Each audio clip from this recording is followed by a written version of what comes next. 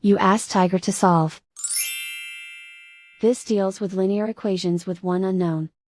The final result is y equals -7. Let's solve it step by step. Group all constants on the right side of the equation. Subtract 5 from both sides. Group like terms.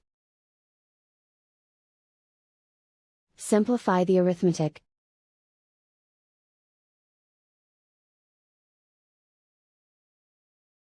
Isolate the y. Divide both sides by -9. Cancel out the negatives. Simplify the fraction.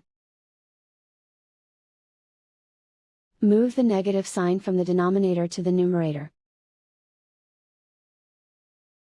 Find the greatest common factor of the numerator and denominator. Factor out and cancel the greatest common factor.